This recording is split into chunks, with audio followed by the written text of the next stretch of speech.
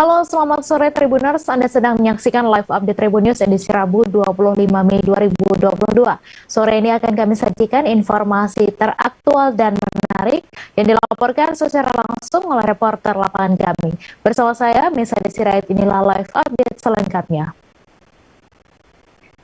Kita ke informasi pertama Tribuners. Ketua DPD Demokrat DKI Jakarta Mujiono merelakan Sang Ketua Umum Agus Harimurti Yudhoyono atau AHY menjadi cawapres untuk Anies Baswedan. Pasalnya, elektabilitas Gubernur DKI Jakarta itu jauh lebih moncer dibandingkan AHY.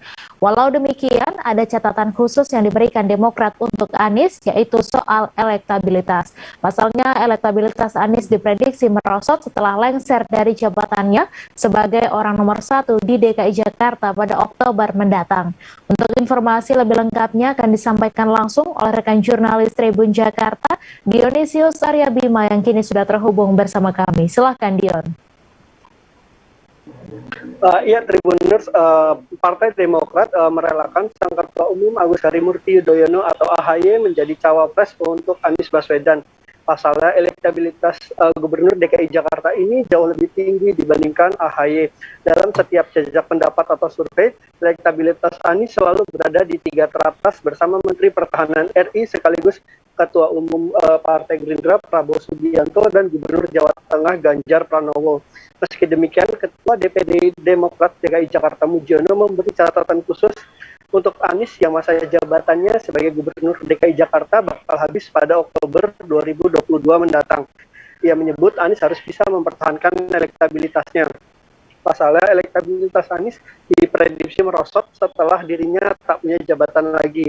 Agar elektabilitasnya tak merosot, Mujiono pun mengajak Anies untuk segera menjadi kader partai. Dengan menjadi kader partai, maka Anies bisa tetap menjaga elektabilitasnya dan peluangnya maju dalam Pilpres 2024 mendatang lebih besar.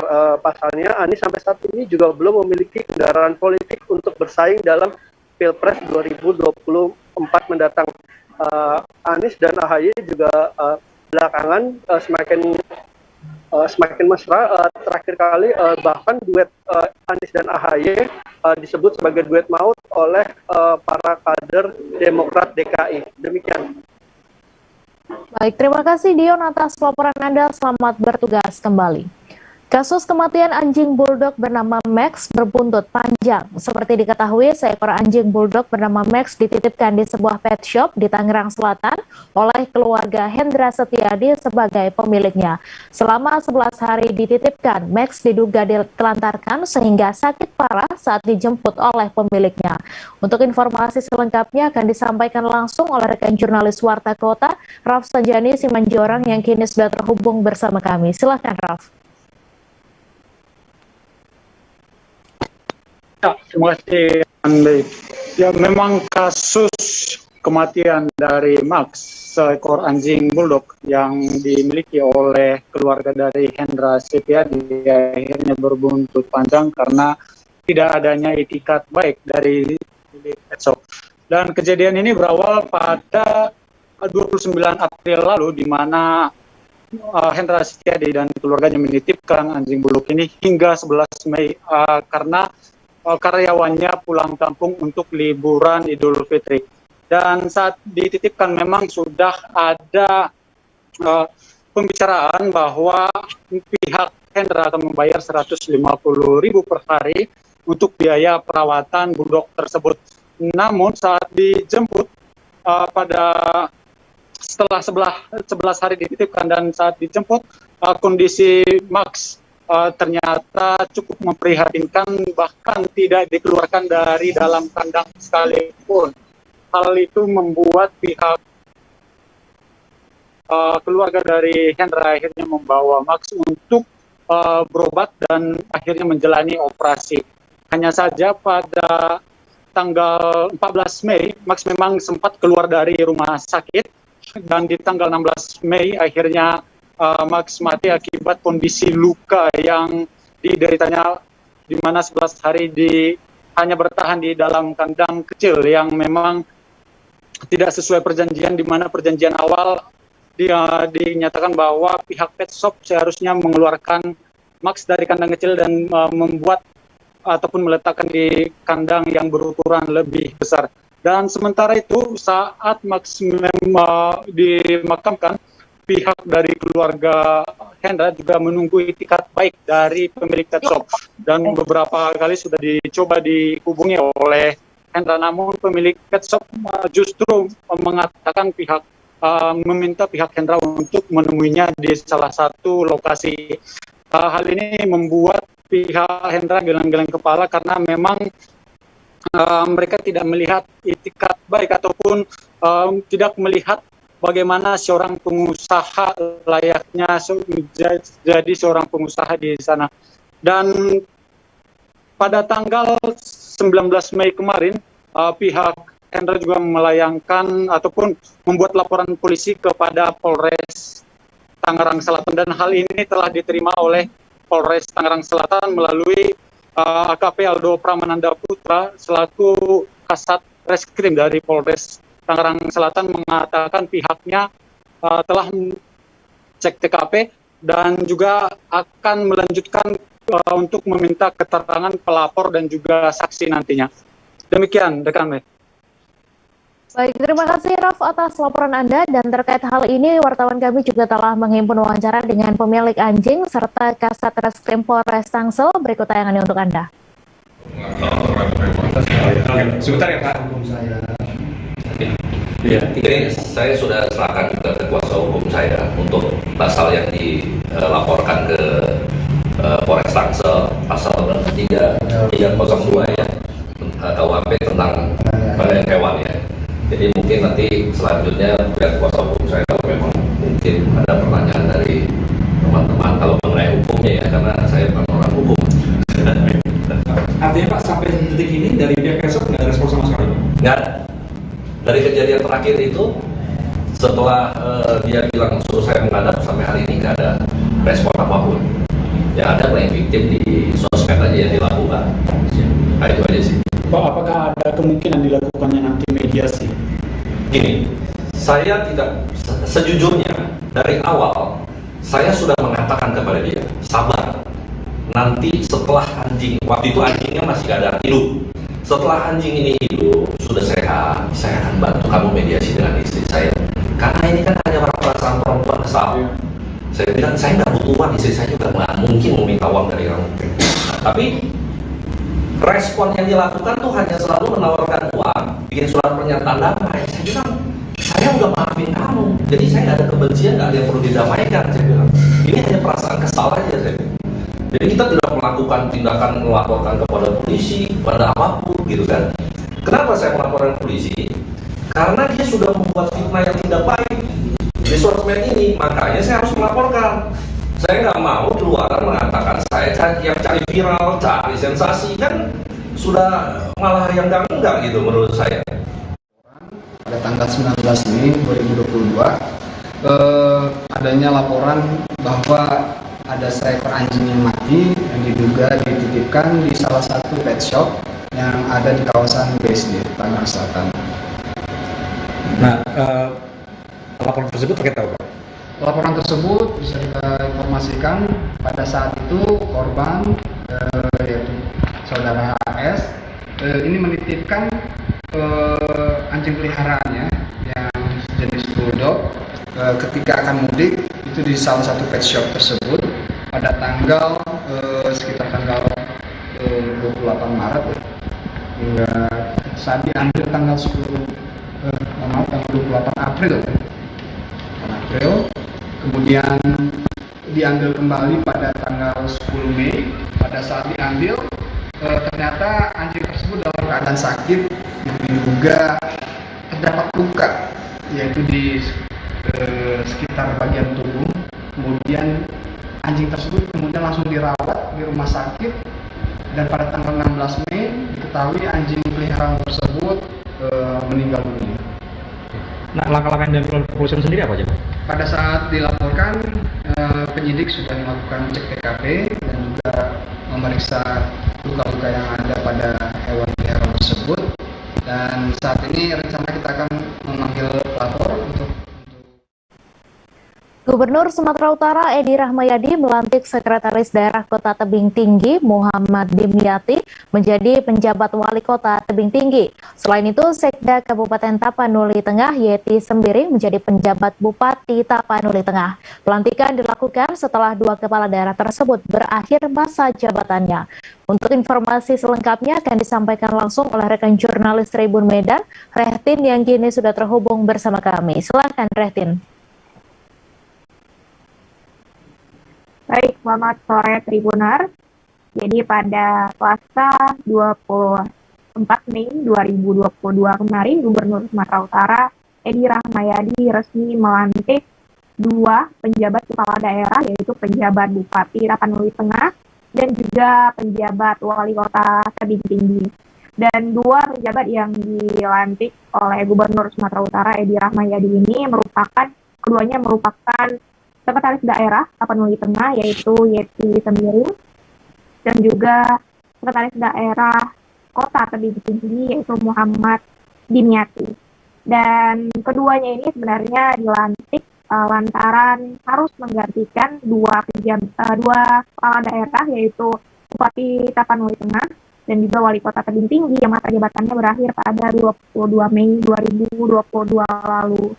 Dan lantaran pilkada serentak nantinya akan dilakukan pada 2024, maka saat ini dua posisi kepala daerah itu harus diisi oleh ASN yang sebelumnya juga merupakan sekretaris daerah masing-masing dua kabupaten kota di Sumatera Utara itu. Dan pada saat pelantikan sebenarnya ada yang menarik, di mana dua orang yang dilantik oleh Gubernur Sumatera Utara ini ditunjuk langsung oleh Menteri Dalam Negeri Tito Karnavian, dan juga sebelumnya Gubernur Edi sebenarnya sudah mengirimkan 6 nama yang diminta oleh Kementerian Dalam Negeri untuk diusulkan mengisi posisi penjabat dua kepala daerah ini. Namun dari 6 yang dikirimkan Gubernur Sumatera Utara Edi Rahmayadi ke Kementerian Dalam Negeri, yang justru yang ditunjuk oleh Mendagri Tito Karnavian bukan dari 6 yang diusulkan Gubernur Sumatera Utara Edi Rahmayadi. Dan usai pelantikan, saat diwawancarai, Gubernur Sumatera Utara menyatakan bahwasanya tidak ada masalah dengan tidak dipilihnya 6 nama yang diusulkan oleh Gubernur Sumatera Utara, dan beliau juga mengaku 6 nama yang diusulkan ini yang masing-masing 3 calon untuk mengisi penjabat tersebut bukan beliau langsung yang menunjuk, tapi Gubernur Edi Rahmayadi menetapkan beberapa kriteria untuk mengisi posisi tersebut. Di antaranya yaitu wajib merupakan eselon 2, kemudian juga eselon 2 yang sama sekali belum pernah sebelumnya mengisi jabatan penjabat ataupun pelaksana tugas kepala daerah, dengan alasan agar eselon 2 ataupun kepala dinas bisa mendapatkan pengalaman seperti apa mengisi jabatan sebagai penjabat kepala daerah. Dan juga Gubernur Edi mengatakan bahwasanya calon yang dia usulkan itu memang harus merupakan kepala dinas ataupun eselon 2 yang sudah menguasai dua daerah kabupaten kota yang ada di Sumatera Utara itu. Jadi sebenarnya Gubernur Edi tidak ada mempermasalahkan apakah yang ditunjuk oleh Menteri Dalam Negeri merupakan yang dia usulkan atau tidak. Dan pada saat memberikan arahan usai pelantikan dua pejabat kepala daerah ini, juga Gubernur Edi menyampaikan agar ASN yang menjadi pejabat kepala daerah tidak terlibat ke dalam politik praktis. Karena satu dari beberapa tugas yang harus dijalankan oleh pejabat kepala daerah ini yaitu untuk mensukseskan pemilu 2024 mendatang. Dan Gubernur Edi juga menegaskan bahwasanya jika ASN yang mengisi posisi ini terbukti terlibat politik praktis, beliau juga akan langsung menjadi orang pertama yang memberikan sanksi dan meminta untuk diganti penjabat kepala daerah yang baru saja dilantik beliau pada Selasa 24 Mei 2022 kemarin. Begitu, Mei. Baik, terima kasih Rehtin atas laporan Anda, dan Tribuners, wartawan kami juga telah menghimpun wawancara dengan Gubernur Sumatera Utara. Berikut tayangannya untuk Anda. Analisa begini, semakin dia ASN yang menjabat sebagai PJ, itu ruang gerak politiknya semakin sempit karena diatur di dalam undang-undang nomor 5 tahun 2014. Dia tak boleh melakukan politik praktis. Pidana hukumnya. Kalau ditangkap Kapolda dia. Dan tak bisa main-main itu. Untuk itu wartawan juga kawal untuk semuanya, jangan macam-macam. Biarkan demokrasi, pesta demokrasi berjalan apa adanya.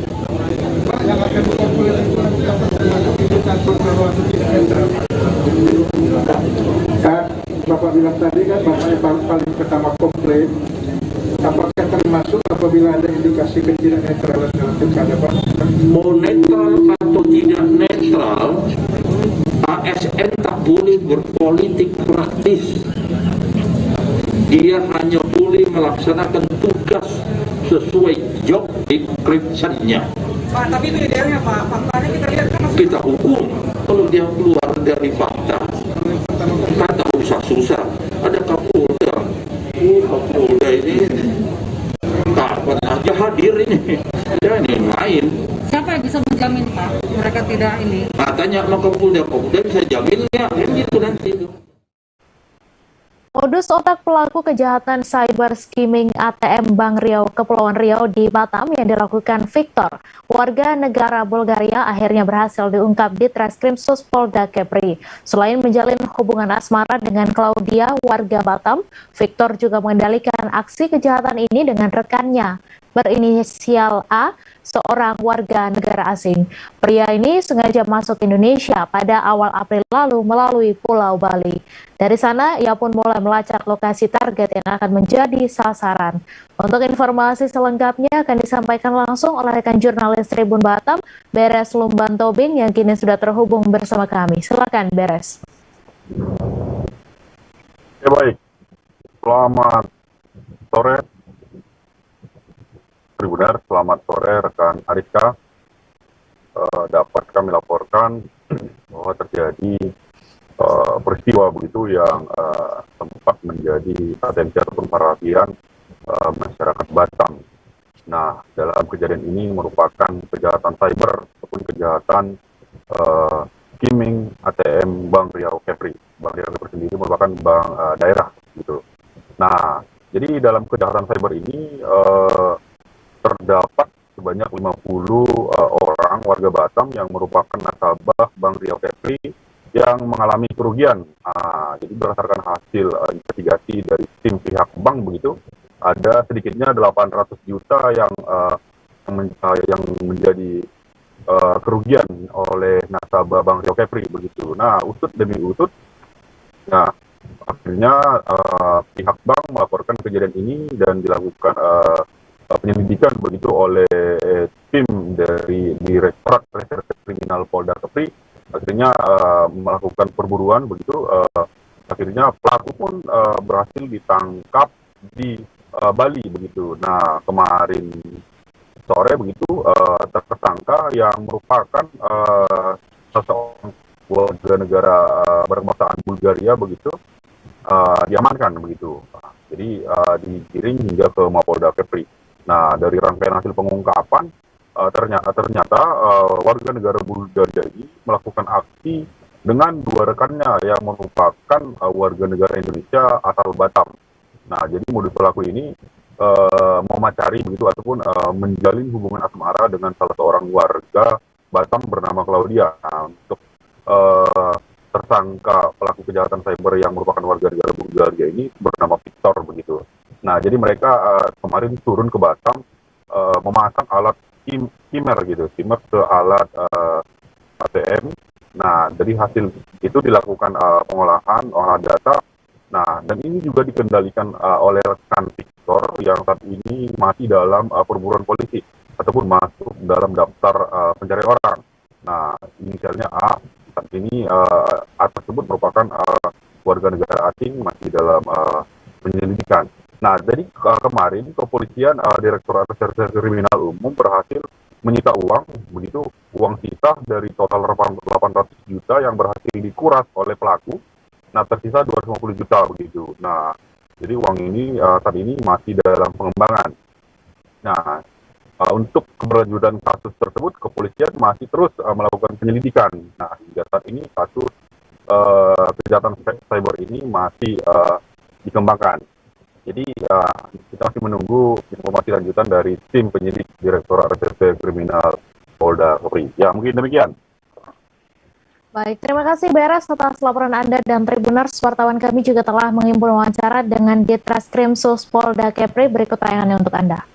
Kita dalam mengungkap kasus skimming yang dilakukan oleh 3 orang tersangka yang kemarin telah diamankan oleh anggota kami dari Direktorat Reskrimsus Polda Kepulauan Riau. Dan pada saat ini yang bersangkutan sudah kita amankan di Batam. Kebetulan dari 3 orang tersangka yang kita amankan ini, 1 orang atas nama dengan inisial VT adalah merupakan warga negara asing dan 2 orang tersangka lainnya merupakan warga negara Indonesia. Mereka melakukan kejahatan siber dengan jalan menyalin data informasi dari nasabah Bank Riau Kepri, ya. Kemudian dari data tersebut dia olah, kemudian dia gunakan untuk bertransaksi secara ilegal. Dan yang bersangkutan kita kenakan Undang-Undang ITE, khususnya di pasal 46, Jungto pasal 30 dan atau pasal 55 Jungto 56 dengan ancaman 12 tahun penjara dan denda 12 miliar rupiah. Berapa kerugian nasabah Pak, total keseluruhan Pak?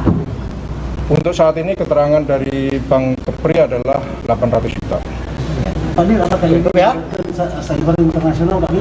Karena kan masih Jaringan ini masih dalam penyelidikan kami. ya. Bapak ada yang menjadi DPO Pak untuk kasus ini Pak?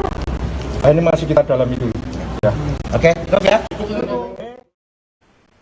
Gelombang pasang menghantam puluhan perahu di Pantai Minajaya, Desa Pasiripis, Kecamatan Surade, Kabupaten Sukabumi, Jawa Barat, sekira pukul 3 waktu Indonesia Barat pada Selasa 24 Mei. Kasat Polair Polres Sukabumi, AKP Tenda Sukendar mengatakan gelombang pasang terjadi akibat cuaca buruk sehingga merusak sekitar 70 perahu yang ada di Pantai Minajaya. Ia menyebut 30 perahu mengalami rusak berat dan 40 perahu lainnya rusak ringan.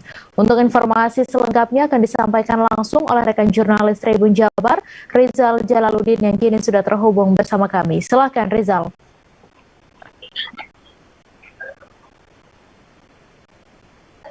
Baik, Ariska dan juga Tribuners dapat saya sampaikan bahwa gelombang pasang yang terjadi di Pantai Minajaya, Desa Pasiripis, Kecamatan Surade, Kabupaten Sukabumi, Jawa Barat, sekitar pukul 3.00 waktu Indonesia Barat Selasa dini hari kemarin, itu mengakibatkan 70 perahu mengalami rusak, di mana 30 perahu rusak berat dan 40 perahu mengalami rusak ringan. Informasi itu kami dapat dari data Satpol Air Polres Sukabumi yang merupakan data sementara.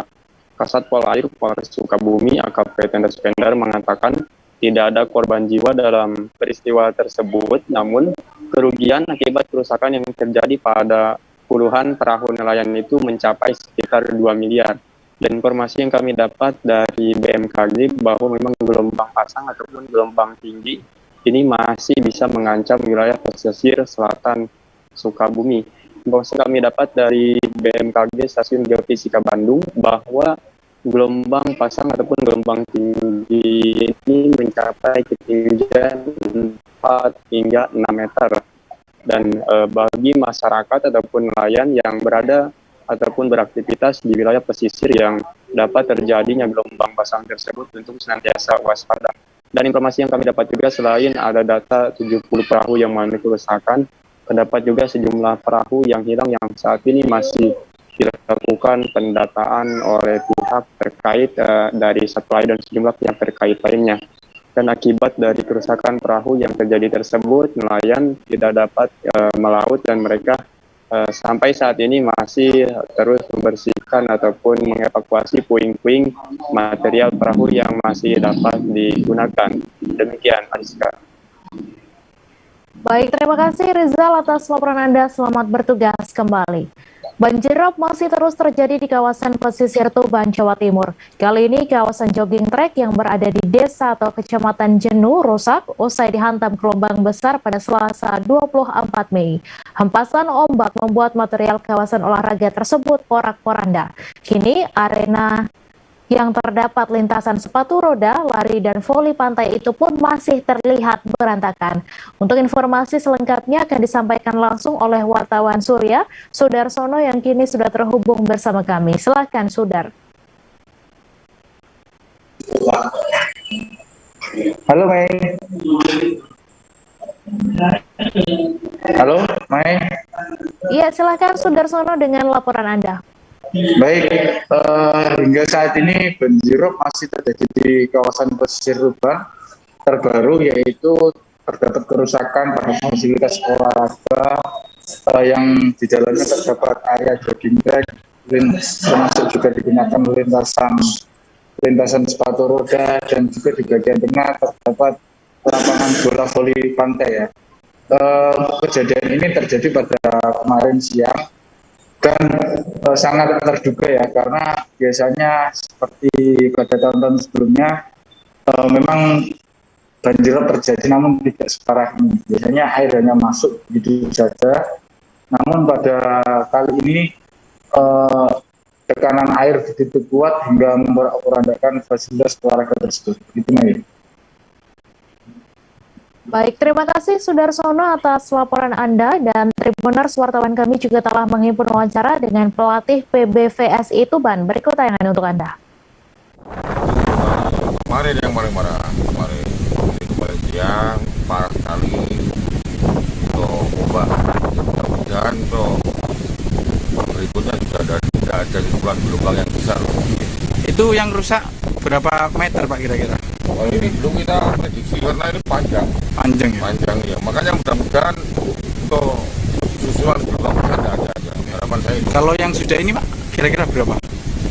Oh, ini panjang ini Mas. Panjang ya. Panjang karena ini kan belum tahu kita. Ini kan kalau air seperti ini kan otomatis yang bawah. Rusaknya parah ini Pak, tergolong parah. Parah ya. Baru kali ini. Kalau gelombang naik biasa, karena memang tempatnya di pantai ya. Bahkan kita tekanannya itu ya. Iya, tekanannya ini paling parah tahun ini. Setahu saya selama saya di sini, mulai tahun 2016 ya. Jadi saya sudah mengadakan pembinaan di sini. Paling parah. Tim Third Fleet Quick Response Satrol Lantamal 10 mengamankan 2 warga negara asing dan 3 warga negara Indonesia di perairan utara Skosai, Jayapura. Dalam penangkapan tersebut, tim juga berhasil menemukan 1 paket ganja kering. Penangkapan ini terjadi pada Sabtu 21 Mei lalu di sekitar utara perairan Skosai, Jayapura.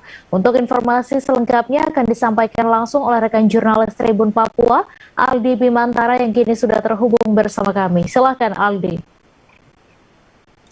Ya, baik Mei dan juga Tribuners, tim gabungan Third Fleet Quick Response atau tim reaksi cepat dari Satrol Lantamal 10 Posal Skosai dan tim Intel Lantamal 10 ini berhasil mengamankan 2 warga negara asing asal Papua Nugini dan 3 orang warga negara Indonesia yang menggunakan 1 unit speedboat. Mei dan juga Tribuners, setelah dihentikan dan dilakukan pemeriksaan oleh petugas di atas speedboat tersebut, didapati 5 orang dewasa yang terdiri dari 2 wanita asal Papua Nugini, yakni LP berusia 60 tahun dan MP berusia 38 tahun, serta 3 pria asal Indonesia lainnya, yakni MA berusia 58 tahun, JA 26 tahun, dan JS 71 tahun. Mei dan juga Tribuners, dapat saya informasikan, Komandan Lantamal 10 Jayapura Brigjen TNI Ferianto P. Marpaung dalam konferensi pers di Jayapura mengatakan penangkapan ini terjadi pada Sabtu 21 Mei 2022 lalu, tepat pukul 15:10 waktu Indonesia Timur di sekitar utara perairan Skosai, Jayapura. Dari pelaku ini, Mei dan juga Tribuners, petugas mengamankan sejumlah barang bukti, diantaranya berupa 1 unit speedboat warna putih, 1 unit mopel 40 PK merek Yamaha, 320 hoki atau tangkai pinang, 1 paket ganja kering, 2 jerigen BBM kosong, 1 jerigen BBM isi 35 liter, 8 buah handphone, dan 1 paket ganja kering. Mei dan juga Tribuners, adapun kronologis kejadian penangkapan sebagai berikut. Polsal Skousa ini memberikan informasi ya kepada unit 1 tim Intel Lantamal 10 bahwa akan ada speedboat dari PNG ataupun negara Papua Nugini yang melewati perbatasan menuju Jayapura, yang diindikasikan ini memiliki muatan tanpa dokumen begitu. Kemudian tim respon Lantamal 10 secara cepat bergerak menuju sasaran yang diduga akan dilintasi pelaku. Mei dan juga Tribuners, tepatnya di perairan sekitar Tanjung Jar Holtekam, terlihat adanya speedboat yang melintas dengan penumpang sekitar 5 orang dari arah Papua Nugini. Setelah dilaksanakan pengejaran dan berhasil dihentikan, tim reaksi cepat dari Lantamal 10 ini melakukan pemeriksaan dan didapati bahwa 1 unit speedboat tersebut benar membawa pinang, tidak disertai dokumen lengkap begitu ya, berupa surat dari Dinas Karantina kelas 1 Jayapura, juga kartu identitas serta narkoba jenis ganja. Selanjutnya speedboat dibawa ke Mako Satro Lantamal 10 dengan pengawasan Sea Rider 3 guna pemeriksaan lebih lanjut. Mei dan juga Tribunus, demikian informasi yang dapat saya bagikan untuk sementara terkait dengan penangkapan warga negara asing dan juga warga negara Indonesia terkait kedapatan 1 paket ganja dari perairan utara Skousai, Jayapura, Papua. Untuk sementara kembali ke Mei di studio. Terima kasih Aldi Bimantara atas laporan Anda. Dan Tribuners, wartawan kami juga telah menghimpun wawancara dengan Komandan Lantamal 10 Jayapura. Berikut tayangannya untuk Anda. Beberapa kali itu bisa ditemukan usaha untuk menghilangkan, tapi kalau di laut ini kan bagi mereka sangat efektif. Mereka hilangkan barang bukti sudah sulit kita menemukan. Ya, permasalahannya di situ. Jadi pelanggaran penyelundupan melalui laut ini sangat efektif buat mereka. Berapa ini dan titik yang biasa dipakai? Bagaimana? Untuk persediaan. Persediaan mereka ini bergeraknya dari kita nih di Skau ini kan ada pengawas ya, pengawas pantai yang selalu memonitor penegakan ya kan. Kemudian juga tim Intel kita juga di Jayapura ini juga kan membangun hubungan juga komunikasi dengan masyarakat ya.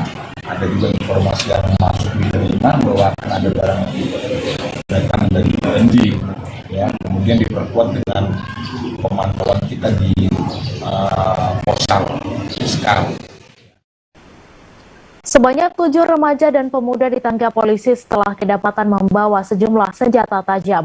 Ketujuh pemuda itu terciduk tim perintis presisi Ditsamapta Polda Sulawesi Selatan saat berpatroli di Jalan Sunu, Makassar pada Senin 23 Mei dini hari. 7 pemuda tersebut menunjukkan gelagat aneh saat dihampiri, sehingga tim melakukan pemeriksaan. Untuk informasi selengkapnya akan disampaikan langsung oleh rekan jurnalis Tribun Timur, Muslimin Emba yang kini sudah terhubung bersama kami. Silakan Emba.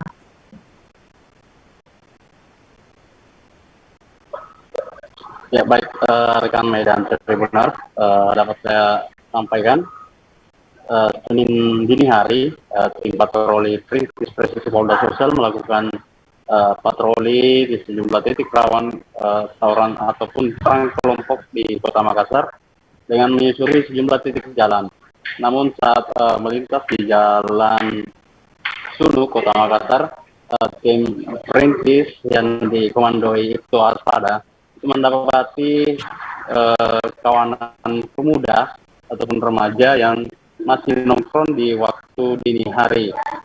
Dengan gelagat mencurigakan, ketujuh pemuda yang didapati sedang nongkrong di tepi jalan itu pun dihampiri lalu diperiksa oleh polisi ataupun dari tim perintis presisi ini, kemudian digeledah. Setelah digeledah, tim patroli mendapati sejumlah senjata tajam, diantaranya anak panah ataupun busur, samurai, dan double stick. Dari pengakuan mereka membawa itu hanya untuk jaga-jaga. Namun demikian, tim perintis presisi Polda Sulsel tetap mengamankan ketujuh pemuda itu beserta barang buktinya ke Polsek Talo untuk pemeriksaan lebih lanjut. Baik, terima kasih Emba atas laporan Anda, dan Tribuners, wartawan kami juga telah menghimpun wawancara dengan Kanit 1 Turjakwali Ditsamapta Polda Sulawesi Selatan. Berikut tayangannya untuk Anda. Patroli Perintis Presisi Turjawali Direktorat Samapta Polda Sulawesi Selatan melaksanakan kegiatan patroli dalam rangka pencegahan kejahatan jalanan dan aksi premanisme, termasuk diantaranya tawuran yang kembali terjadi di wilayah hukum Polrestabes Makassar. Pada saat kami melaksanakan patroli ke Jalan Sunu, tepatnya di Kompleks Unhas, kami melihat sekelompok remaja yang sedang nongkrong. Kemudian pada saat melihat petugas patroli datang, memperlihatkan gelagat yang mencurigakan, sehingga kemudian kami melakukan pemeriksaan dan penggeledahan terhadap remaja tersebut. Dari hasil pemeriksaan yang kami dapatkan, ada beberapa peralatan yang biasa digunakan untuk tawuran yang disimpan di dekat mereka. Di antaranya ada busur, kemudian pelontar, ada samurai, dan ada double stick. Selanjutnya, para remaja yang kami amankan sebanyak 7 orang dan barang bukti kami serahkan ke Polsek Talo untuk dilakukan proses hukum lebih lanjut. Kegiatan patroli dari Perintis Presisi Turjawali Direktorat Samapta Polda Sulawesi Selatan akan terus kami tingkatkan guna memberikan rasa aman bagi masyarakat yang melaksanakan aktivitas pada waktu dini hari. Sebanyak 147 pekerja migran Indonesia yang dideportasi dari Tawau, Malaysia, tiba di Pelabuhan Tunontakan Nunukan pada Selasa 24 Mei sore. Dari 147 PMI tersebut, 100 orang diantaranya merupakan pria dewasa, 31 wanita dewasa, 8 anak laki-laki, dan 8 anak perempuan. Kepala Badan Perlindungan Pekerja Migran Indonesia Nunukan, AKBP F. Jaya Ginting, mengatakan ratusan PMI yang dideportasi itu memiliki beragam kasus, mulai narkoba, overstay, ilegal alias tanpa paspor, dan tindak kriminal lainnya. Untuk informasi selengkapnya akan disampaikan langsung oleh rekan jurnalis Tribun Kaltara, Febrianus Felis, yang kini sudah terhubung bersama kami. Silakan, Felis. Baik, Mei dan Tribuners, dapat saya laporkan kembali, memang kemarin sore sebanyak 147 pekerja migran Indonesia dideportasi dari Tawau, Malaysia melalui Pelabuhan Tunontakan Nunukan. Dari 147 PMI tersebut yang dideportasi memiliki beragam kasus, mulai narkoba, tinggal bimas atau stay, legal alias tanpa paspor, dan kriminal lainnya. Lebih lanjut, disampaikan oleh Kepala Badan Perlindungan Pekerja Migran Indonesia atau BPJS Jaya Ginting bahwa kasus yang mendominasi PMI yang dideportasi kemarin sore adalah masuk tanpa dokumen alias ilegal. Narkoba ada sebanyak 14 orang, perstay ada 42 orang, ilegal ada 85 orang atau tanpa paspor, dan kriminal lainnya ada 6 orang. Menurut Ginting, PMI yang dideportasi kali ini tidak lagi melalui proses karantina sebelum dipulangkan kembali ke kampung halaman masing-masing. Hal itu sesuai dengan surat edaran Satgas COVID-19 nomor 19 tahun 2022 tentang protokol kesehatan perjalanan luar negeri pada masa pandemi COVID-19. Sehingga para deportan PMI kemarin sudah diarahkan ke Rusunawa untuk dilakukan pendataan dan interview terhadap ratusan PMI tersebut, karena mereka akan dilakukan pendataan terhadap dokumen-dokumen kependudukan yang mereka tidak punyai. Sembari itu juga akan dilakukan interview terhadap kasus-kasus yang mereka hadapi selama di negeri jiran Malaysia. Ginting menyebut sebagian besar PMI yang dideportasi kemarin sore berasal dari Sulawesi Selatan sebanyak 93 orang, kemudian disusul Kalimantan Utara sebanyak 18 orang, Sulawesi Barat sebanyak 14 orang, Nusa Tenggara Timur 12 orang, Sulawesi Tenggara 8 orang, Jambi dan Sulawesi Tengah masing-masing 1 orang. Dan yang paling mendominasi adalah dari Sulawesi Selatan. Sementara itu selama proses pendataan dan juga interview di Rusunawa, segala macam biaya konsumsi dan juga pemulangan bahkan akan dilakukan nanti, itu merupakan tanggung jawab dari BP2MI.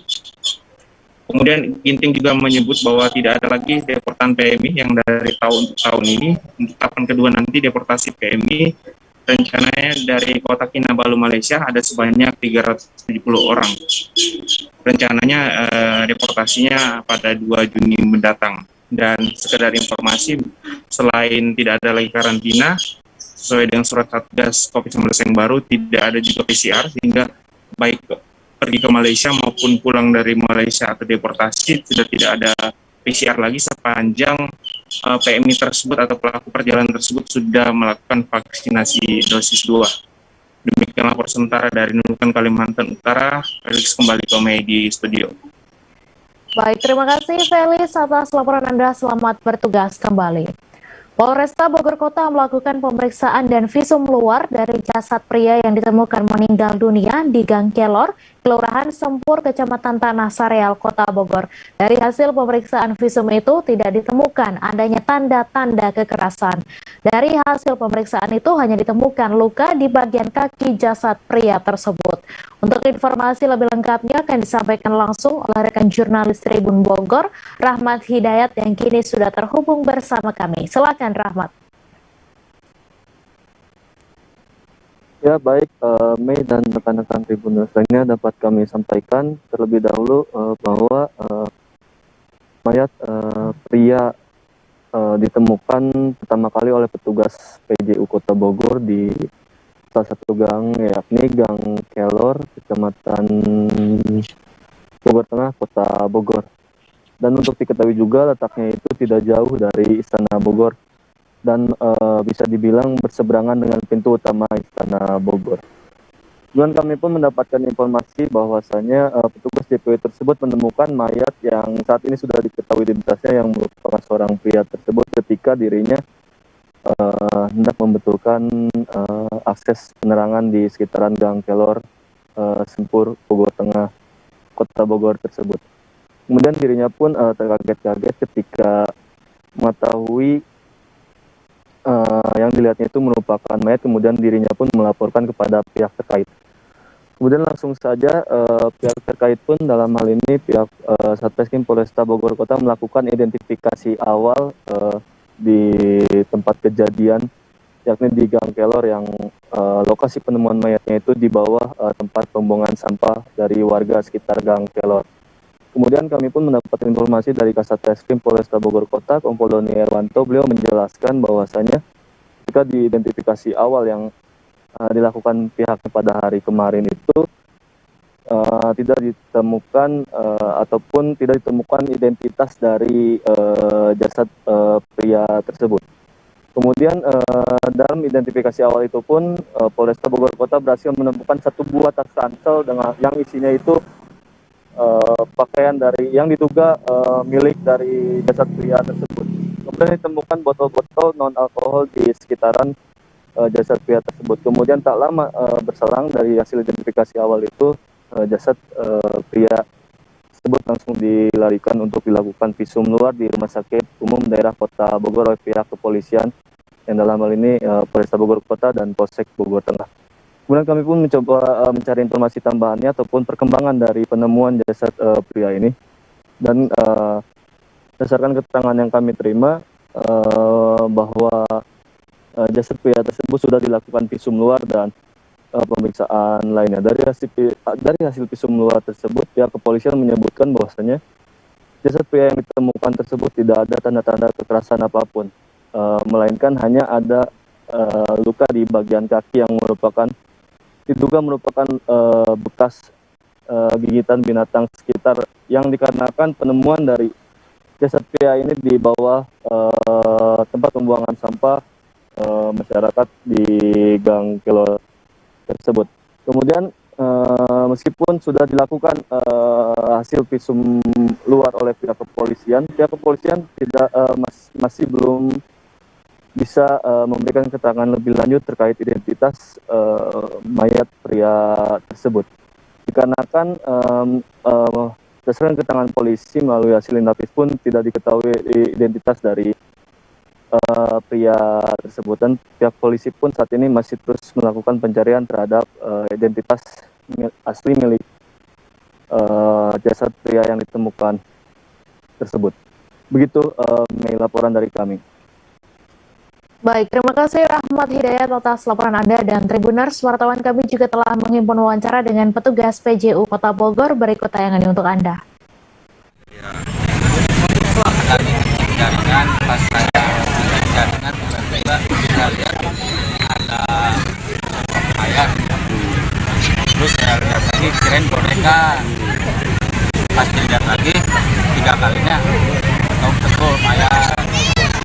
Itu yang akan lakukan apa tuh Bang? Setelah Ya, yang akan lakukan setelah penemuan itu apa? langsung laporan ke Depok. Terus dari Depok diarahkan langsung ke Polres di Matahari. Jadi kondisinya udah busuk gitu ya Bang? Udah bau ya? Berarti dari posisi atas ngebetulin kabelnya? Oh. Ya.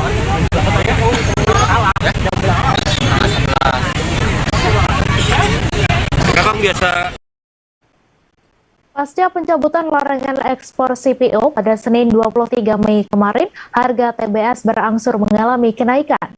Namun hingga hari ini pada Rabu 25 Mei, harga tandan buah segar kelapa sawit di Provinsi Bengkulu masih belum mengikuti harga TBS yang telah ditetapkan pemerintah Provinsi Bengkulu, di mana harga sawit di tingkat pabrik masih berkisar Rp1.720 sampai dengan Rp1.870.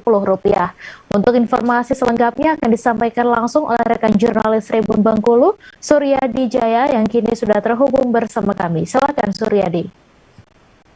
Baik, rekan media di studio, dapat kami sampaikan bahwa sampai hari ini setelah pencabutan larangan ekspor ditetapkan oleh pemerintah pusat pada 23 Mei kemarin, harga di sejumlah pabrik kelapa sawit di Bengkulu masih belum mengalami kenaikan yang signifikan. Kenaikan ini berkisar antara 30 hingga Rp170, dan itu sangat jauh sekali dari harga yang ditetapkan Provinsi Bengkulu, yaitu sebesar Rp2.815 dengan toleransi sebesar 5% maksud kami hingga menjadi Rp2.675. Sedangkan di sejumlah PKS di Bengkulu, harga masih terendah di angka Rp1.740. Untuk hari ini mengalami kenaikan hingga Rp170 itu terjadi di Kabupaten Bengkulu Tengah. Untuk di PT Citra Sawit Lestari yang semula di angka Rp1.620, sekarang sudah menyentuh harga Rp1.790. Dan untuk di beberapa pabrik kelapa sawit lainnya bahkan ada yang belum mengalami kenaikan harga.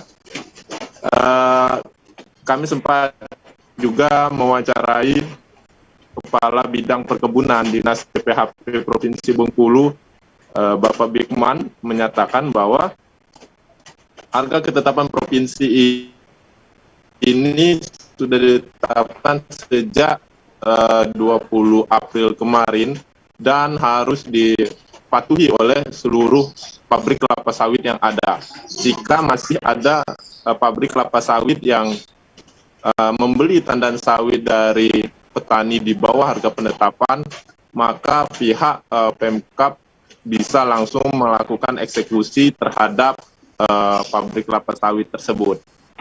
Sekian Mei, laporan dari saya. Baik, terima kasih Suryadi atas laporan Anda. Selamat bertugas kembali.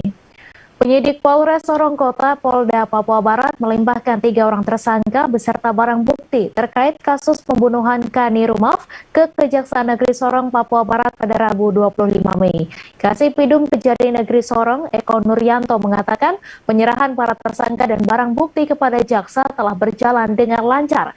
Untuk perkara pembunuhan Kani Rumaf di kawasan Double O Sorong ini, ada 3 orang yakni Muhammad Latupono, Syahrir Tuasikal, dan Herdian.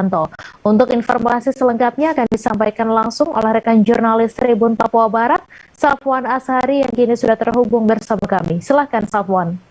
Baik, Mei dan juga Tribuners dimanapun Anda berada, hari ini dapat saya kabarkan dari Kota Sorong, Papua Barat, bahwasannya pada siang tadi penyidik Polres Sorong Kota telah melimpahkan ketiga orang tersangka dan juga barang bukti kepada Kejaksaan Negeri Sorong untuk selanjutnya dilakukan upaya hukum selanjutnya di tahap persidangan begitu. Dan dapat saya kabarkan bahwa sekitar pukul sekitar pukul 13.30 waktu Indonesia Timur tadi, penyidik dan juga tersangka dan juga barang bukti telah berada di kejaksaan dan langsung diterima oleh Kasipidum Kejaksaan Negeri Sorong, dan kemudian dilakukan pemeriksaan baik dari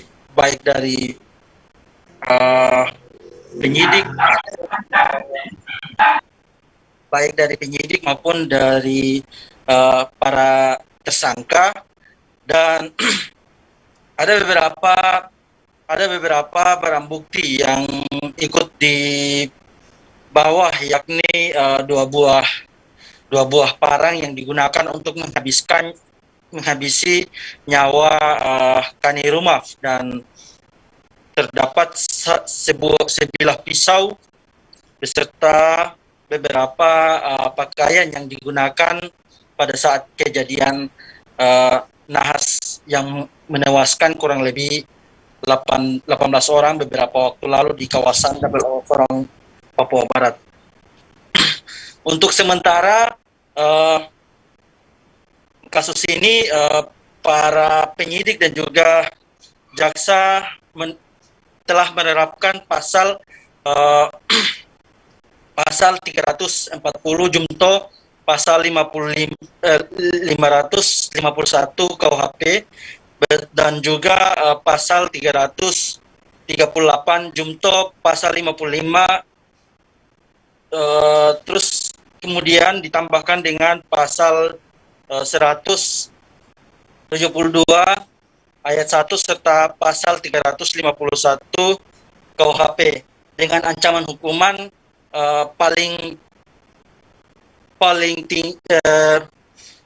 dengan ancaman hukuman adalah hukuman mati, begitu. Mei.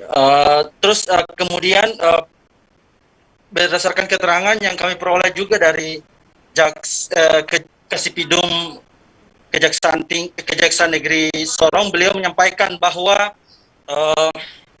setelah dilimpahkan ke kejaksaan, pihaknya langsung akan melakukan upaya berikutnya, yakni melimpahkan para tersangka dan juga barang bukti ke pengadilan untuk selanjutnya dilakukan persidangan, begitu, Mei.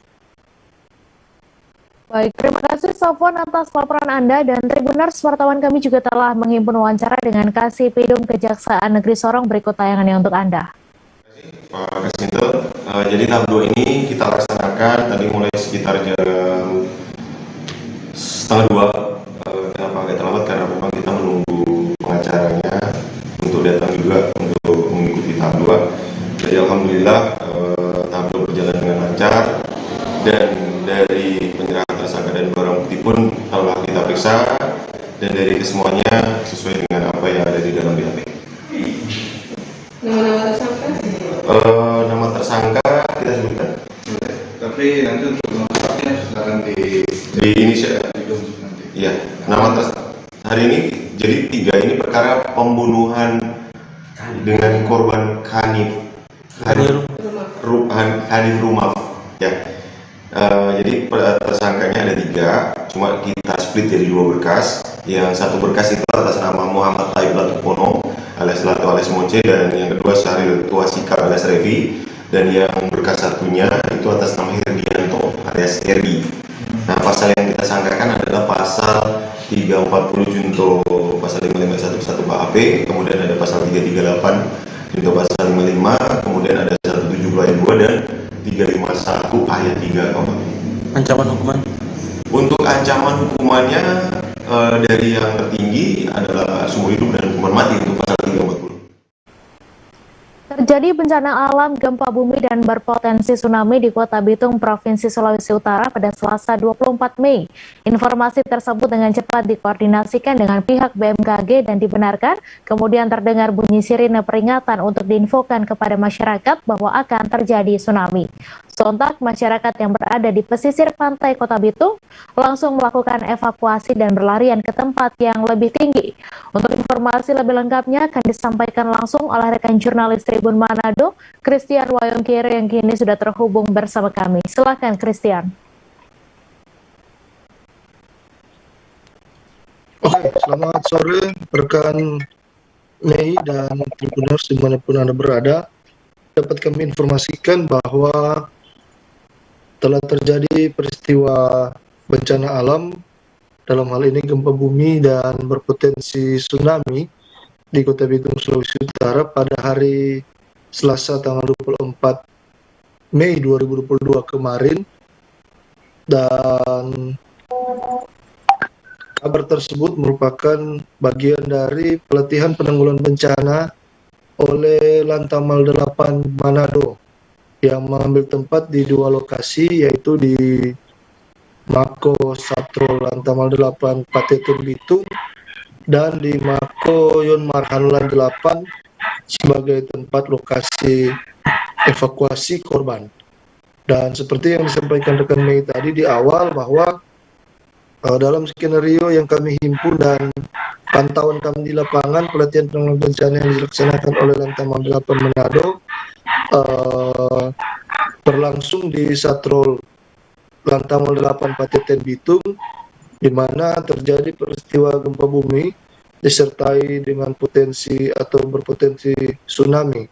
Dan dari penuturan Danyon Marhanlan Marinir Bitung, Mayor Marinir Wahyu Widodo selaku Kepala Insiden Commander atau Komando Tanggap Darurat, pada peristiwa itu terdapat 4 orang korban, di mana 4 di antara 4 orang tersebut adalah korban meninggal dunia dan 2 orang, masing-masing 2 orang luka berat dan 2 orang luka ringan, serta 800 masyarakat atau warga Kota Bitung dievakuasi ke posko pengungsian.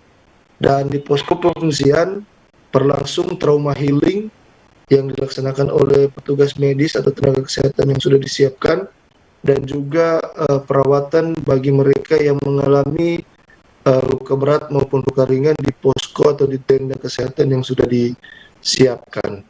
Dan Tribuners, pelatihan ini juga diawali dengan upacara yang berlangsung di Mako Yon Marhanlan 8 Bitung, dan bertindak sebagai komandan upacara dan Lantamal 8 Manado Laksamana Pertama Noldi Tangka. Dan pada kesempatan itu dia juga mengutarakan satu di antara dasar pelaksanaan latihan penanggulangan bencana ini, karena di Indonesia khususnya berada di lingkaran atau cincin api, dan untuk Kota Bitung maupun daerah sekitar yang ada di Provinsi Sulawesi Utara juga merupakan daerah atau wilayah yang rentan atau berpotensi terkena musibah bencana, baik tsunami maupun gempa bumi, tanah longsor, banjir,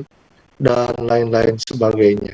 Dan di penghujung kegiatan atau pelatihan penanggulangan bencana oleh Lantamal 8 Manado ini, ada seorang warga ataupun peserta mengaku sangat mendapat manfaat dengan mengikuti pelatihan ini, di mana dia bisa mengetahui apa dan bagaimana yang harus dilakukan ketika terjadi bencana dan harus berbuat apa, dan mereka juga banyak mendapat informasi dari sosialisasi yang dilaksanakan. Demikian rekan Mei dan Tribuners, laporan dari Kota Bitung, Sulawesi Utara. Baik, terima kasih Christian atas laporan Anda, dan Tribuners, wartawan kami juga telah menghimpun wawancara dengan Dan Lantamal 8 Manado. Berikut tayangannya untuk Anda. Jadi perlu kita ketahui bersama bahwa Indonesia itu letaknya di circumfire atau circumvasi atau lingkaran api, cincin api, sehingga mau tidak mau, suka tidak suka, senang tidak senang, kita harus prepare atau mempersiapkan diri untuk menghadapi hal-hal yang sulit dalam hari bencana. Kita ketahui bahwa bencana ini ada dua, ada vulkanik dan tektonik. Dimana kalau vulkanik tentang gunung api, kemudian tektonik tentang lempeng bumi. Nah, tepatnya dan Kota Manado, Kota Bitung khususnya ini, bahwa ini daerah yang sangat riskan atau sangat rawan dalam menghadapi bencana, sehingga kita seluruh stakeholder, kebetulan saat ini dipimpin oleh Angkatan, mungkin ke depan nanti dari Airut punya rencana, kemudian BPBD, kemudian Basarnas ataupun BMKG, nah bisa mereka mengadakan juga latihan seperti ini supaya tingkat alert, tingkat awareness tiap stakeholder dapat lebih peka untuk menghadapi bencana yang sewaktu-waktu mungkin terjadi di kota ini. Demikian. Karena tidak bisa diprediksi itu, makanya kita harus latihan. Jadi jangan sampai kita ada kejadian dulu, baru kita mempersiapkan sesuatunya. Kita ingat bahwa dalam tahapan bencana itu kita ada pencegahan atau mitigasi, kemudian ada penanggulangan, ada rekonstruksi, ada rehabilitasi. Nah sekarang kita latihan mungkin parsial.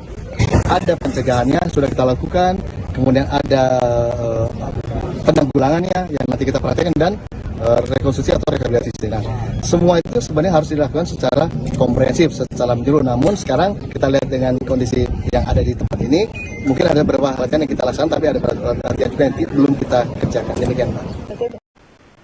Seorang pria Parubaya bernama Zulkifli yang tergabung dalam komunitas sepeda Indonesia sedang melangsungkan misinya keliling Indonesia menggunakan sepeda. Misi tersebut dimulai dari Provinsi Aceh dan akan berakhir di Merauke. Untuk saat ini, pesepeda tersebut telah menghabiskan waktu berbulan-bulan untuk sampai di Kabupaten Mesuji, Provinsi Lampung. Untuk informasi selengkapnya akan disampaikan langsung oleh rekan jurnalis Tribun Lampung, Rangga Yusuf, yang kini sudah terhubung bersama kami. Silakan Rangga. Baik, rekan Mei dan Tribuners, bisa saya sampaikan, jadi memang tepatnya pada hari Selasa kemarin ya, saya sempat bertemu ke pesepeda menggunakan atribut yang cukup banyak di sepedanya, yaitu atribut perlengkapan beliau untuk menuju di Merauke. Jadi misi dari Bapak satu ini adalah untuk berkeliling di seluruh provinsi yang ada di Indonesia begitu. Jadi untuk startnya sendiri dimulai dari Provinsi Aceh dan akan berakhir di Merauke. Jadi Bapak ini, Bapak Zulkifli ini menghabiskan waktu berbulan-bulan untuk sampai di Provinsi Lampung, dan ia juga menyampaikan bahwa setiap provinsinya dia bisa kelar dari setiap provinsi itu dalam menempuh waktu selama sebulan begitu rekan Mei dan Tribuners. Jadi harapannya dari Bapak Zulkifli ini adalah misinya untuk berkeliling Indonesia adalah untuk bersilaturahmi ke setiap daerah, terutama tokoh-tokoh masyarakat di setiap daerah. Tak terkecuali adalah kepolisian yang ada di setiap daerah. Jadi misi dari Pak Zulkifli ini adalah untuk bersilaturahmi dalam misi berkeliling di Indonesia. Begitu rekan Mei dan Tribuners. Baik, terima kasih Rangga atas laporan Anda, dan Tribuners, wartawan kami juga telah menghimpun wawancara langsung dengan Zulkifli. Berikut tayangan untuk Anda. Minta izin. Saya minta izin kepada pemerintah kabupaten saya yang ada di daerah bumi saya, di wilayah yang saya cintai, seluruh Indonesia, Bhinneka Tunggal Ika dari nol sampai akhir. Tetapi karena ada yang ada sepupu atau adik mama saya almarhum di daerah kampung saya. Saya ini sebenarnya mau balik ke asal bumi saya dulu. Untuk mau bertemu dengan adik mama sepupu saya dengan yang lainnya. Karena ini saya bersilaturahmi dengan siapapun yang menerima saya apa adanya. Gitu. Di tanah air yang saya cintai. Ini kan start dari Aceh ya. Kira-kira bakal ke garis finishnya di Provinsi Papua. Ya, Merauke. Oh, luar biasa. Nah, jadi nih dari Aceh sampai ke Lampung berapa waktu yang dihabiskan? Kalau auto dan apanya berapa hari? Berapa? Kurang lebih setiap daerah itu kalau kurang apa ya, kita mendapatkan satu provinsi itu berapa bulan? Sebulan ya, satu provinsi sebulan ya. Wah, luar biasa. Nah, ini Pak, kalau boleh tahu biayanya dari siapa nih, kalau boleh tahu nih, buat persiapan dari Aceh ke... Ya, biaya itu saya terus terang di sekolah kan ada. ini kan tunduknya Dispora. Sepeda nasional Indonesia. Sepeda nih kalau kita bilang PONI, Pemuda Olahraga Nasional Indonesia, sepeda. Orang biayanya itu dari pemerintah, PONI. Oh, ini dari pemerintah berarti ya biayanya ya? Pemuda Olahraga. Kalau pemuda olahraga itu tidak memberi kita itu, ya kita bisa melapor lagi ke pusat Jakarta dan lainnya. Setelah dilantik oleh Gubernur Nusa Tenggara Timur sebagai penjabat Bupati Flores Timur, Doris Alexanderihi langsung berangkat ke Kota Larantuka pada Selasa 24 Mei. Doris mengaku menjadi tuan rumah setelah dijemput secara adat lama Holot oleh Forkopimda dan Raja Larantuka. Dalam kesempatan itu, ia mengajak semua unsur bergandengan tangan untuk menjawab kebutuhan daerah dan masyarakat demi kemajuan Flores Timur.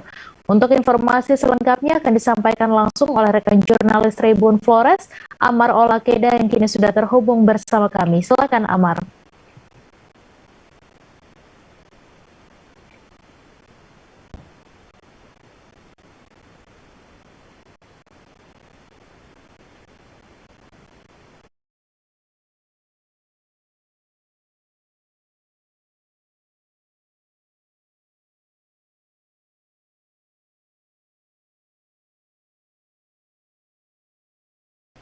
Baik, Tribuners, setelah dilantik oleh Gubernur Nusa Tenggara Timur pada 22 Mei 2020, hari Minggu kemarin, penjabat Bupati Flores Timur Doris Alexanderihi didampingi oleh istrinya berangkat ke Kota Larantuka, Kabupaten Flores Timur.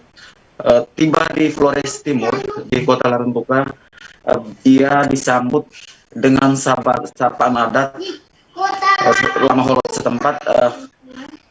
Ritual itu disebut ritual Baulolon. Ia disambut oleh Raja Larantuka Don Lorenzo DVG dan beberapa unsur penjabat Forkompinda Flores Timur. Ritual itu dilakukan di depan rumah jabatan Bupati Flores Timur. Dalam arahannya, Doris Rihi mengaku siap menggandeng Forkompinda dan unsur-unsur terkait untuk membangun Kabupaten Flores Timur. Demikian. Baik, terima kasih Amar atas laporan Anda. Selamat bertugas kembali. Kita beralih ke informasi selanjutnya, Tribuners. Lantunan ayat suci Al-Quran terdengar menggema di halaman Masjid Agung Baitul Ghafur Aceh Barat Daya pada Selasa 24 Mei pagi. Ribuan pegawai negeri sipil dan pegawai lainnya tampak khusyuk membacakan ayat-ayat suci Al-Quran. Selain para pegawai Buyut Quran ini juga diikuti secara virtual oleh ribuan siswa tingkat sekolah dasar dan sekolah menengah pertama yang tersebar dalam 9 kecamatan di Abdia. Untuk informasi selengkapnya akan disampaikan langsung oleh rekan jurnalis Serambi News, Rahmat Saputra, yang kini sudah terhubung bersama kami. Silakan Rahmat.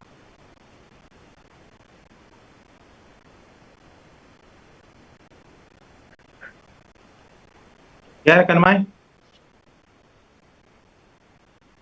Halo? Ya, silakan Rahmat dengan laporan Anda. Oh ya, rekan Mai, bahwa kegiatan Bud Quran atau yang artinya adalah membaca Al-Quran bersama ini merupakan salah satu program dari pemerintahan Akmal Musliza, yaitu pemerintahan Bupati dan Wakil Bupati terpilih. Jadi membaca Al-Quran ini merupakan salah satu visi misi dari pemerintahan Akmal Ibrahim dalam rangka menciptakan kabupaten sejahtera dan islami. Jadi selama ini kegiatan Quran atau membaca Al-Quran ini baru berlangsung sejak beberapa minggu yang lalu. Ini dilakukan dalam rangka memberikan motivasi dan menumbuhkan rasa cinta dan kedekatan para ASN dan pegawai terhadap Tuhan Yang Maha Esa. Jadi ini salah satu sebuah langkah dan terobosan Pak Bupati bagaimana para pegawai negeri ini sebelum melakukan aktivitasnya ya terlebih dahulu maka membaca Al-Quran, karena dengan membaca Al-Quran nantinya diharapkan tentu akan memudahkan langkah para PNS dan pegawai memulai aktivitas sebelum melakukan aktivitas seperti itu, Mai.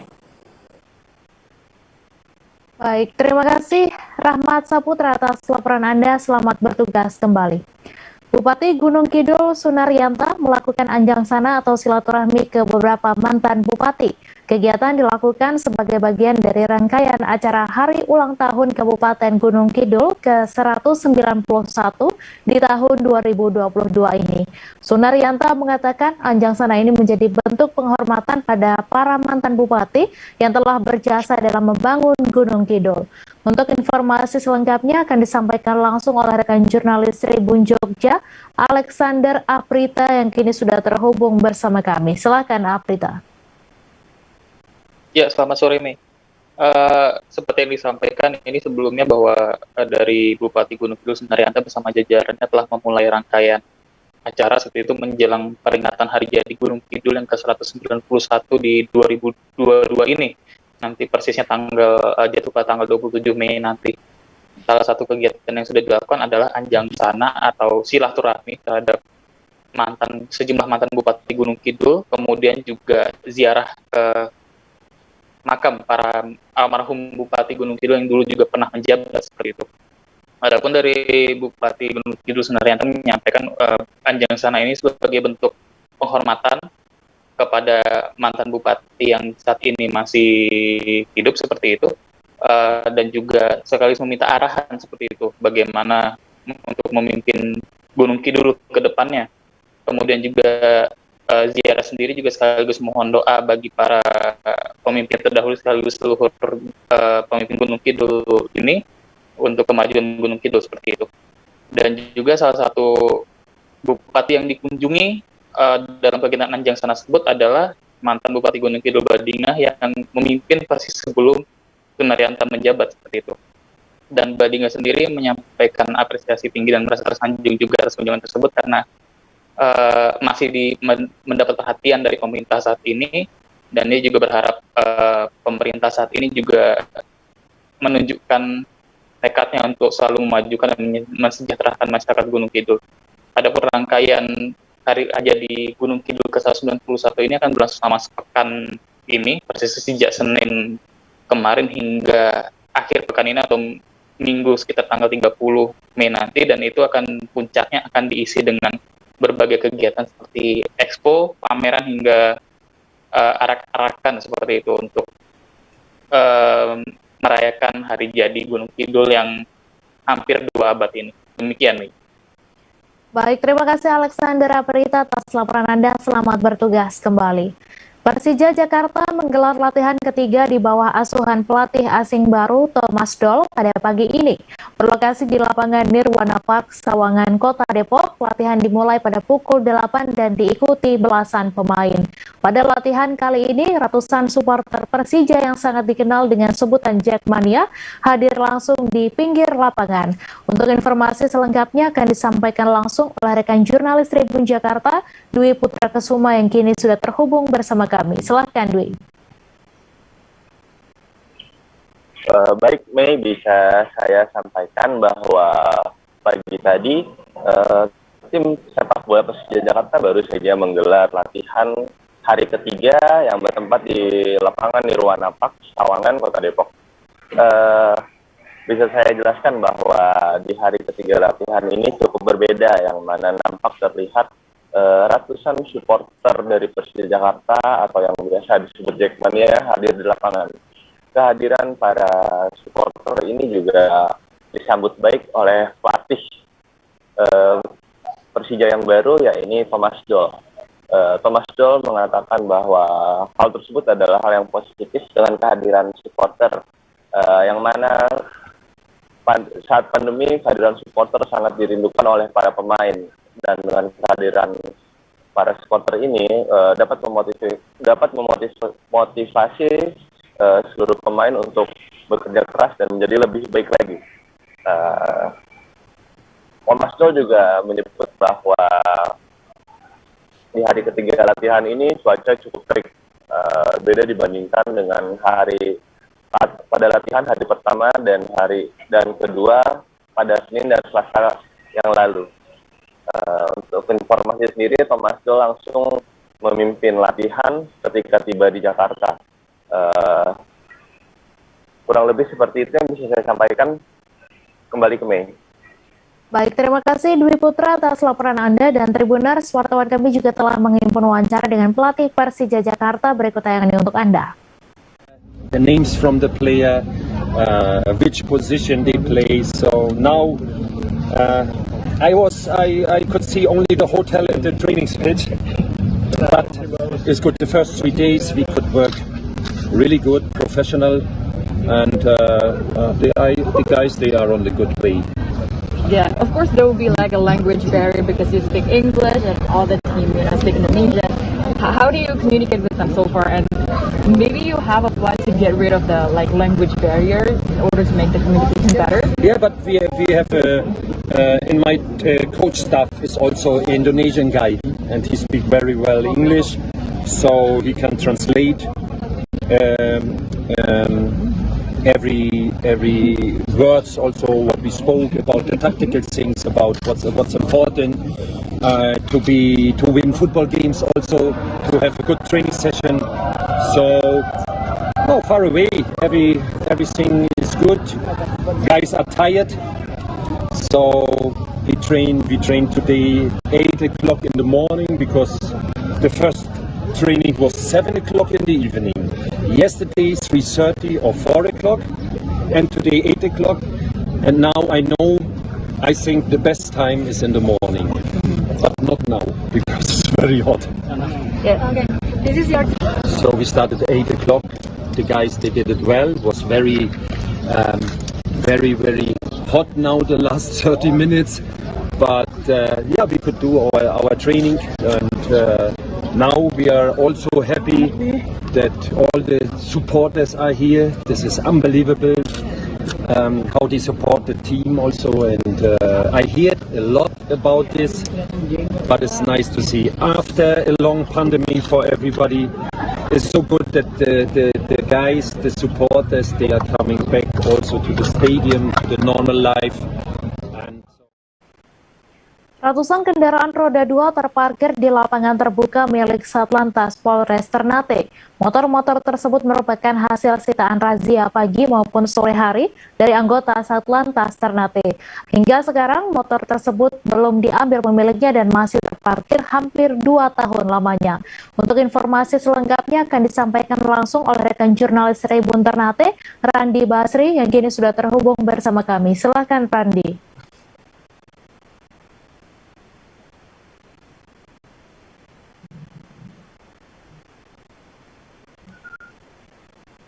Untuk puluhan kendaraan yang ada di satuan lalu lintas Polres Ternate sendiri memang berdasarkan hasil razia dari pihak anggota Satlantas Ternate yang sedang melakukan operasi dari pagi maupun sore hari.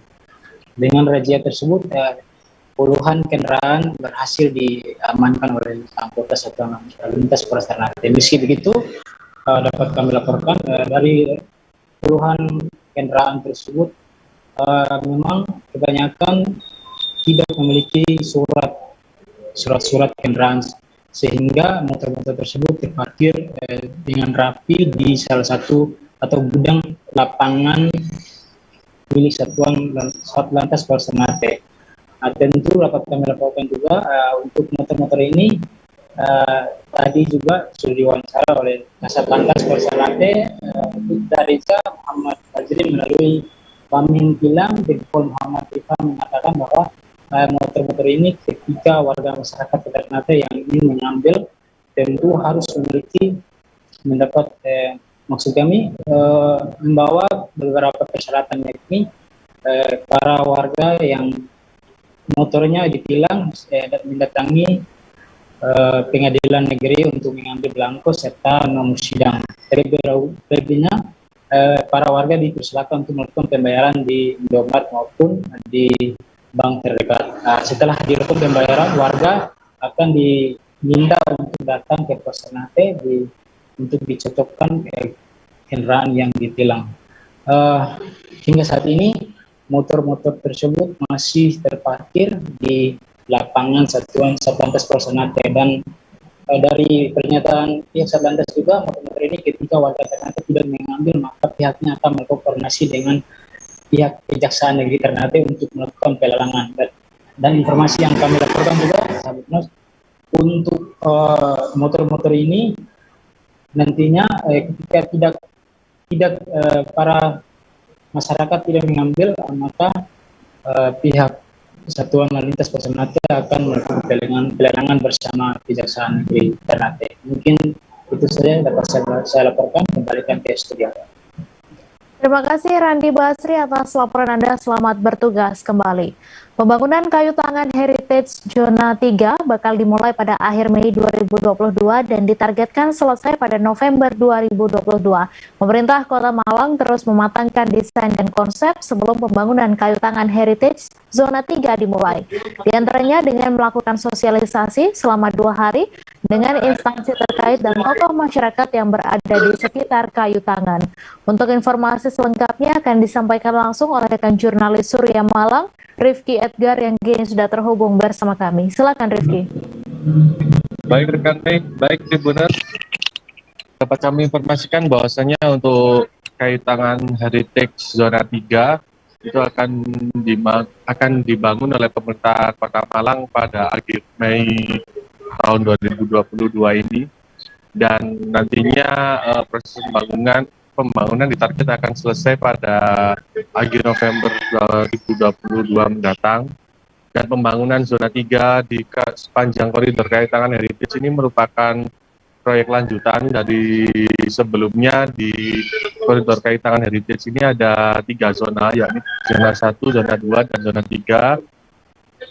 Untuk zona 1 dan zona 2 sudah selesai proses pembangunannya dan kini akan dilanjutkan untuk zona 3. Dan menurut informasi dari Dinas PUPR Kota Malang, untuk di zona 3 ini nantinya akan dilakukan pelebaran pedestrian jalan di sepanjang koridor kayu tangan Heritage zona 3 ini, dan kemudian akan ditata dengan sejumlah pernak-pernik seperti kursi, lampu taman, hingga adanya pernak-pernik bola yang jumlahnya ada sekitar 71 bola board, dan juga ada 64 bola yang berbentuk tiang di zona 3 ini. Dan ke depan di zona 3 ini juga akan dilakukan perbaikan, terutama untuk batuan andesit yang ada di sekitaran patung Khairul Anwar atau yang tepatnya berada di depan gereja kayu tangan, itu nanti akan diperbaiki dan juga akan ditambah dan juga diperkuat di bagian bawahnya agar batuan andesit yang ada di sekitaran patung Khairul Anwar ini terlihat lebih kokoh ketika dilewati oleh kendaraan.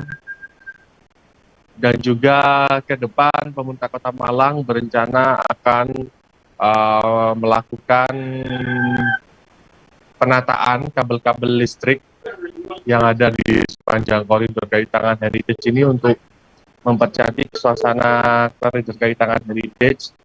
Dan nantinya kabel-kabel tersebut akan ditanam di bawah tanah dengan menggunakan sistem ducting.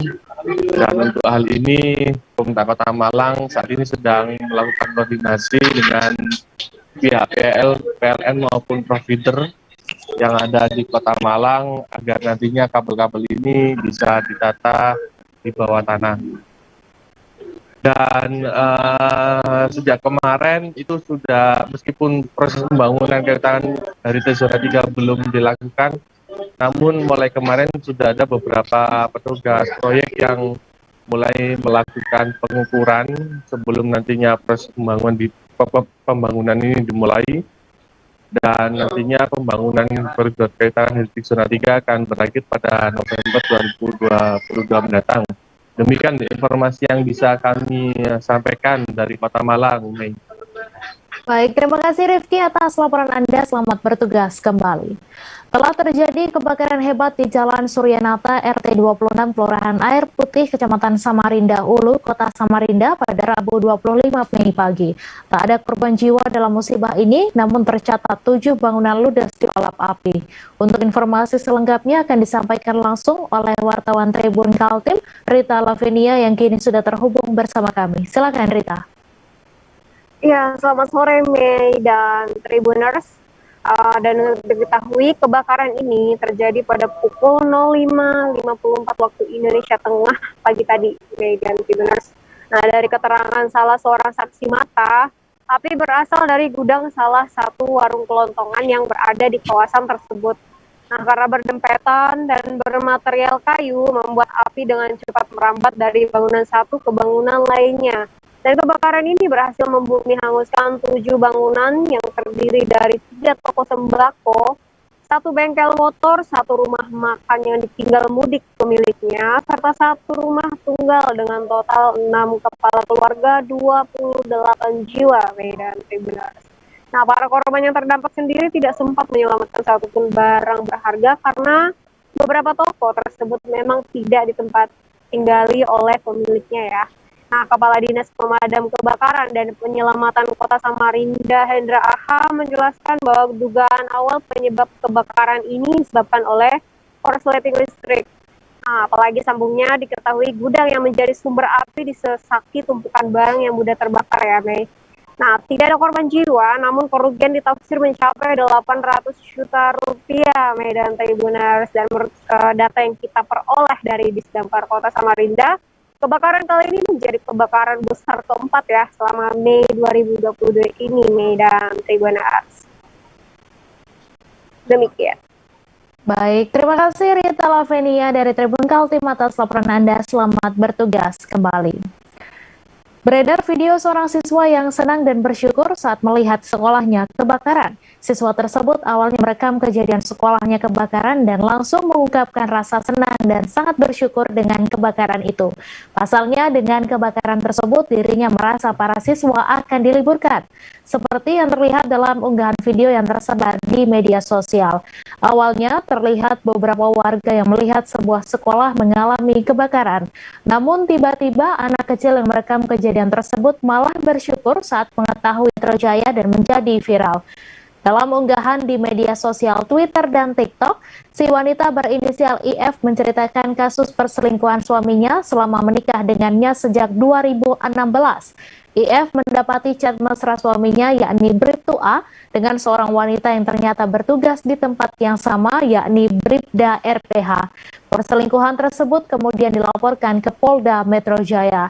Direktur Lalu Lintas Polda Metro Jaya Kombes Pol Sambodo Purnomoyogo membenarkan adanya kasus perselingkuhan tersebut. Sidang etik pun telah dilakukan terhadap Bribtu A dan Bribda RPH. Diketahui perselingkuhan antara Bribtu A dengan Bribda RPH ternyata sudah terjadi sejak 2019. Kasus tersebut kemudian diproses hingga dinyatakan memiliki keputusan yang inkrah pada 2021. Melalui sidang etik bidang Propam Polda Metro Jaya, Bribtu A mendapat hukuman PTDH, sementara Bribda RPH mendapatkan hukuman berupa demosi atau turun jabatan. Bribda RPH sebelumnya menjabat sebagai Sespri, kini dipindahkan ke Bintara Pelayanan Masyarakat Polda Metro Jaya.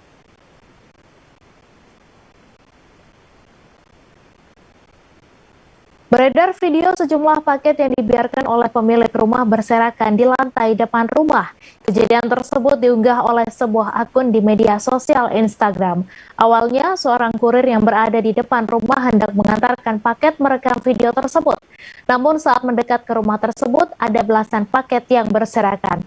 Paket tersebut dibiarkan begitu saja oleh pemilik rumah yang tak diketahui keberadaannya. Dalam unggahan tersebut juga tampak rumah dalam keadaan kosong layaknya rumah tak berpenghuni. Akhirnya sang kurir pun melemparkan paket tersebut ke arah paket lain yang dibiarkan berceceran. Video tersebut lantas menuai beragam komentar dari warganet. Bahkan ada yang menyebut jika video tersebut merupakan rekayasa atau settingan semata.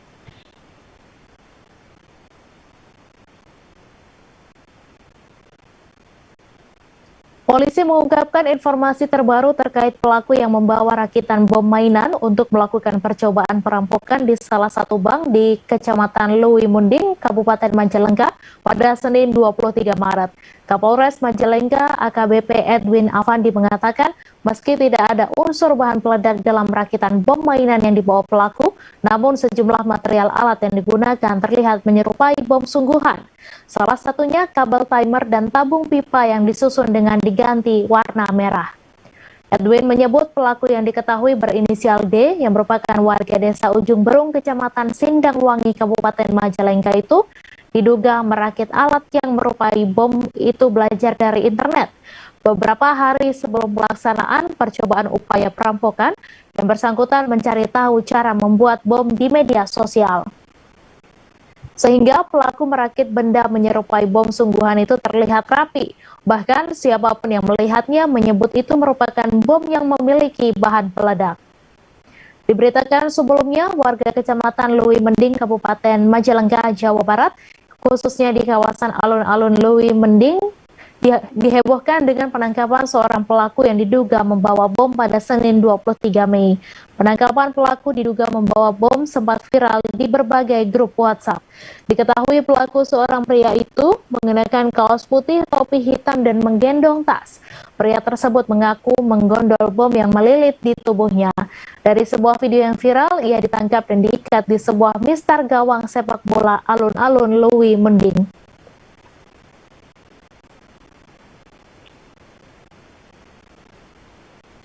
Viral pernikahan remaja terjadi di wilayah Sulawesi Selatan. Video prosesi pernikahan yang dilakukan mempelai yang masih remaja ini pun beredar di media sosial. Ternyata video tersebut direkam di Kelurahan Wiring Palamai, Kecamatan Tempe, Kabupaten Wajo, Sulawesi Selatan pada Minggu 22 Mei. Sepasang pengantin tersebut diketahui masih duduk di bangku SMP. Mempelai pria adalah MF yang masih berusia 15 tahun, sementara mempelai wanita adalah NS yang berusia 16 tahun. Dalam cuplikan video tersebut, MF dan NS melangsungkan prosesi adat hingga resepsi pernikahan.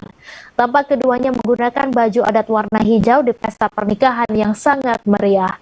Namun diketahui pernikahan dini pelajar SMP di Kabupaten Wajo ini hanyalah pernikahan siri dan merupakan kisah perjodohan tetangga. Keduanya juga diketahui masih memiliki hubungan keluarga. Pernikahan ini juga sempat ditolak oleh pihak kelurahan lantaran keduanya yang masih di bawah umur. Namun pihak keluarga tetap ngotot untuk menikahkan keduanya secara siri. Pernikahan atas dasar perjodohan antara orang tua kedua mempelai ini pun dibenarkan oleh pihak Kelurahan Wiring Palanai.